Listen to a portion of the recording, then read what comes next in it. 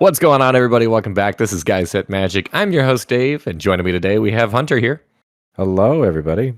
So today, we're going to be doing the $300 upgrade for Grand Larceny. This was one of our brand new precons from the Thunder Junction set. Before we dive in with this, though, and before we get started with that deck tech, do me a favor, if you haven't done so already, please make sure that you like and subscribe here to this YouTube channel. And for this one, we have $300 that we're going to be throwing at the Grand Larceny precon. Before we go ahead and dive in with some of the new cards or ways that we're going to be moving things around here, Hunter, do me a favor. Tell me a little bit more about this commander and what the deck does just kind of as a whole. Yeah, so this one is being helmed by Gonti, Canny, Acquisitor. If you guys wanted to see the backup $300 upgrade, it's on our Patreon. So go ahead and check out our Patreon down in the description down below. But like I said, this is Gonti, Canny, Acquisitor. It's 2, a black, a green, and a blue for a 5/5 legendary creature, Aetherborn Rogue. It says spells you cast but don't own. Cost 1 less to cast. And whenever one or more creatures you control deal combat damage to a player, look at the top card of that player's library, then exile it face down. You may play that card for as long as it remains exiled, and mana of any type can be spent to cast that spell. So basically what our deck wants to do is our best stuff is your best stuff. That's right. The name of the game is stealing all of our opponent's things and playing them as our own. Why build a deck whenever you can just play with your opponents? Exactly. So Gonti here is going to be the helm of that strategy. All right, well, before we go in with some of the new additions, we are going to go ahead and showcase real quick just on the screen. This is a further continuation of our upgrades. If you haven't done so already, if you haven't checked out the $100 upgrade, recommend that you check that one out. We'll go ahead and link that down below as well. But posted up here on the screen right now are some of the cards that we put into the $100, and we are going to be building off of that. So from here, we're going to dive in with cards exclusive to this $300. Hunter, what are some of the creatures that you added in? Yeah, so starting off, I really wanted to add these creatures to the 100, but budget constraints kind of prevented me to doing so. So now that we're at a bigger budget, these are some all-stars. This first card is Opposition Agent. It's 2 and a black for a 3/2 creature human rogue. It's got flash. It says you control your opponents while they're searching their libraries. And while an opponent is searching their library, they exile each card they find. You may play those cards for as long as they remain exiled, and you may spend mana as though it were any mana of any color to cast them. So, Dave, you know this card very well. It is a all-star. You flash this in when someone's trying to ramp or something else, maybe just a tutor, and you just say, no, that card is now mine. Thank you. Yeah, Opposition Agent is a huge pain in the butt. Not only do you get to shut down what your opponents are doing, but you get to be able to steal that and then potentially, I don't know, go find something else for them that you want. Yeah, if they ever play like a demonic tutor or vampiric tutor, just one of those tutors, you just go search their library now and then take their best thing. If they were trying to search for a combo piece, just get rid of it. This other creature is Thada Adele, Acquisitor. It's 1 and 2 blue for a 2/2 legendary creature, Merfolk Rogue. It's got Island Walk. And it says whenever it deals combat damage to a player, search that player's library for an artifact card and exile it. Then that player shuffles his or her library. Until end of turn, you may play that card. This is a great card here. It's got Island Walk, which means you can get in for damage easy if they control any kind of islands. And then once you hit that player, if they haven't played their Soul Ring, go steal a Soul Ring or any other mana rocks they haven't played yet. Yeah, it is pretty good. I love how this has the ability to ramp you. Yep. It's a great include here. So that's going to do it as far as creatures, but I see maybe an instant and a sorcery. Yeah, so I'll start with a sorcery first. We got Bribery. It's 3 and 2 blue for a sorcery that says search target opponent's library for a creature card and put that card onto the battlefield under your control. Then that player shuffles. So I don't know how this is bribing anybody. You're just straight up just stealing. I don't know why it's called bribery. But you're stealing their best creature. Go get it. Go search their library. Go ahead and steal maybe a Craterhoof from the library and win the game that way using their own creature against them. I don't know, man. There's something more intimidating about stealing your opponent's Sacred Tribe Elder. Yeah, go and steal that and then ramp and you're good. All right, and we do have a nice protection spell here. Yes, so this deck actually comes equipped with probably the majority of all of our steel kind of cards. So at this point, we're just trying to beef up the deck. And this next card to beef it up is Fierce Guardianship. 2 and a blue for an instant says if you control your commander, you may cast this spell without paying its mana cost. Counter target non-creature spell. If they're trying to mess with you and try to play a board wipe and you're actually kind of in the lead for the best board state, just say no. All right, short, sweet, to the point. What about this next one? We're going to be moving on to enchantments. Yeah, one enchantment, one artifact. We have Rhystic Study, everybody's favorites. 2 and a blue for an enchantment. Whenever an opponent casts a spell, you may draw a card unless that player pays 1. Most of the time, they don't pay the 1. And you get a bunch of card draw. Did you pay the 1? I never pay the 1. You hear that? Play Rhystic Study against Hunter. Yep, and you'll beat me. The next card is Mox Amber.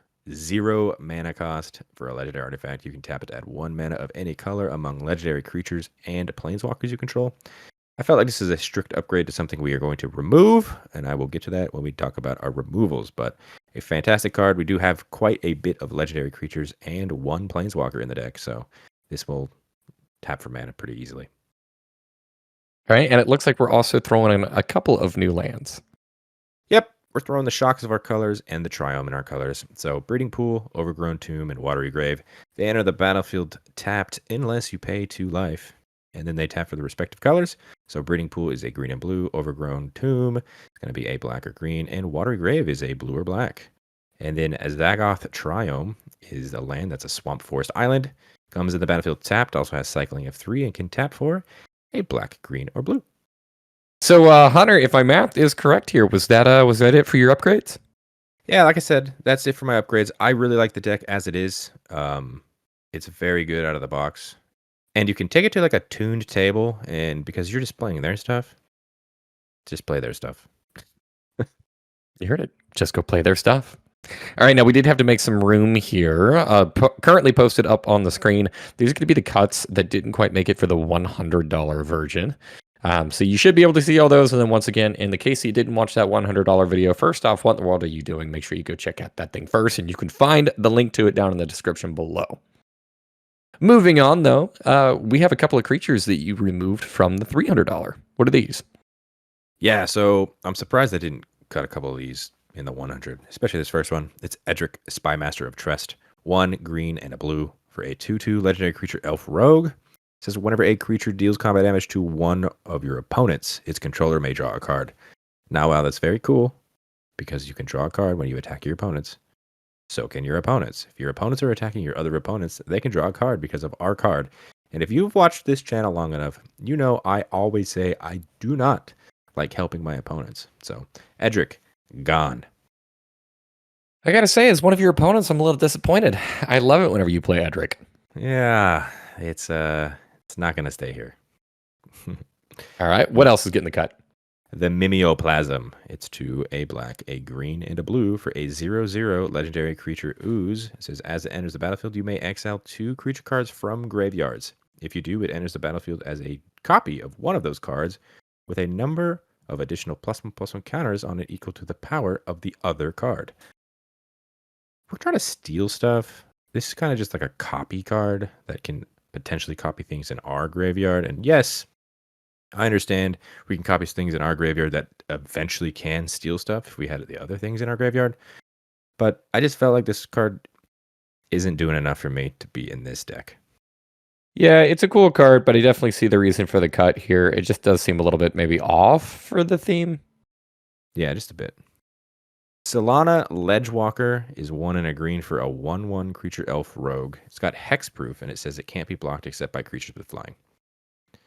That's kind of where I drew the line there. In other words, if your opponent does have flying, why wouldn't they just block a 1/1? A lot of our other creatures that are still in the deck just straight up have the sentence can't be blocked. So the stipulation of except by creature with flying is the reason this is leaving. Yeah, this card is just not good. Mm-mm. All right, we do have an artifact getting cut here. What is this? Yeah, so like I alluded to from Mox Amber, why did they add this in the deck? I have no idea. Darksteel Ingot is 3 generic mana for an artifact with indestructible. You could tap it to add 1 mana of any color. That's it. I don't want this card in my deck.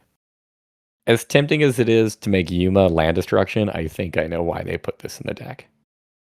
Yeah, exactly. All right, and then a couple of sorceries also getting cut here. What are these? Yeah, so these 2 sorceries, you might be questioning, like, wait, why? Because it's doing the stealing thing. I just felt like they were the worst of doing those things. So this first one is Stolen Goods. It's 3 and a blue for a sorcery that says target opponent exiles cards from the top of their library until they exile a non-land card. Until end of turn, you may cast that card without paying its mana cost.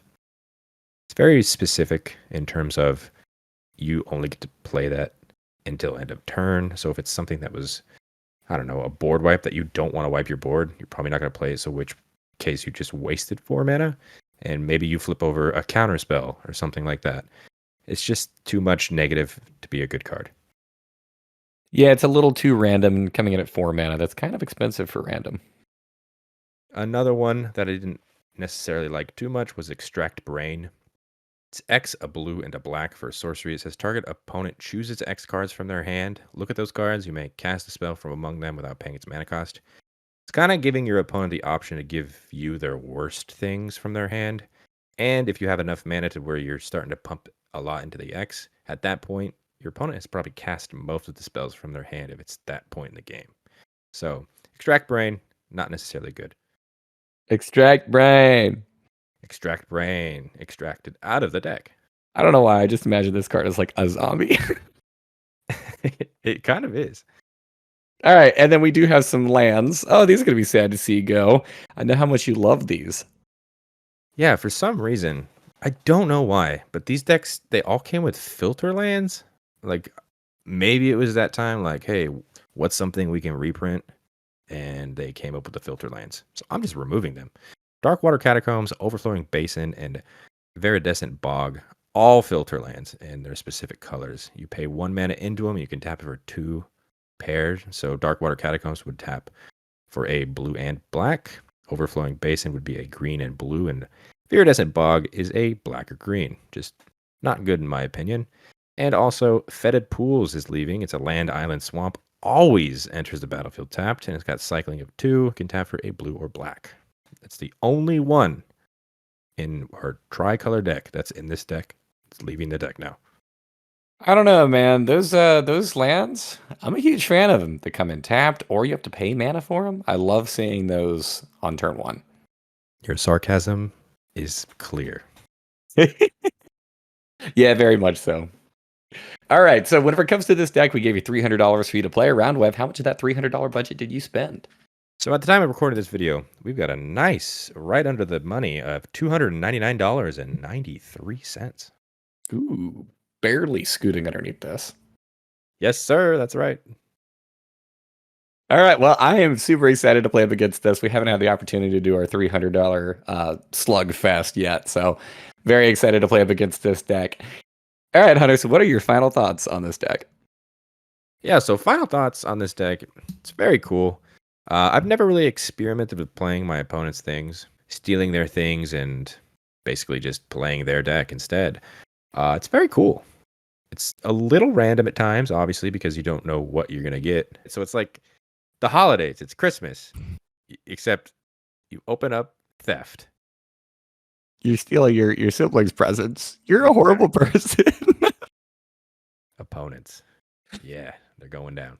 But yeah, I like the deck. I think you should, if you want to try that avenue, you should go out and pick it up.